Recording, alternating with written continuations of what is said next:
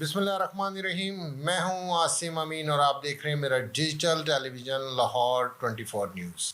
آج ہم ایک پیغام دینا چاہتے ہیں وزیر اعلیٰ پنجاب کو، اور ہماری ریکویسٹ ہے اگر ہمارا پروگرام ان تک جا پہنچا تو اس پہ ضرور غور کیجیے گا. ہماری وزیر اعلیٰ پنجاب نے عوام کے لیے بہت خوبصورت کام کرنا شروع کر دیے ہیں.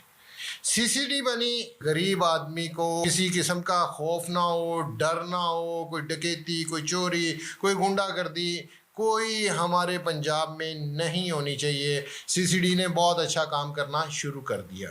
اس کے بعد پیرا بنی، اور پیرا نے بھی بہت اچھے طریقے سے اپنا کام کرنا شروع کر دیا کہ جو دکاندار تجاوزات کرتے تھے، ایک دکان کے آگے 10 دکانیں وہ بنا کے رکھی ہوئی تھی انہوں نے اور آگے سے پیسے بٹور رہے تھے، ان کے خلاف آپریشن شروع ہو گیا.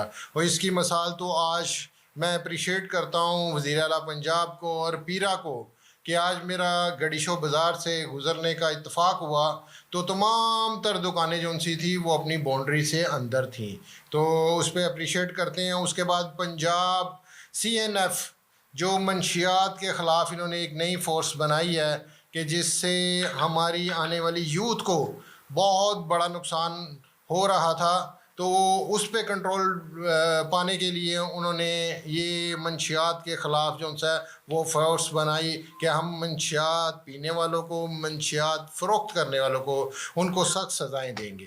اب میری وزیر اعلیٰ پنجاب مریم بی بی سے ایک درخواست ہے، آپ بہت اچھے کام کر رہے ہیں، خدا را ایک فورس اور بنانے کی ضرورت ہے. یہ جو سرکاری ادارے ہیں یہ ہمارے ملک سے، ہماری عوام سے اربوں روپے کرپشن کر کے اپنے جیبوں میں، اپنے خزانوں میں ڈال رہے ہیں.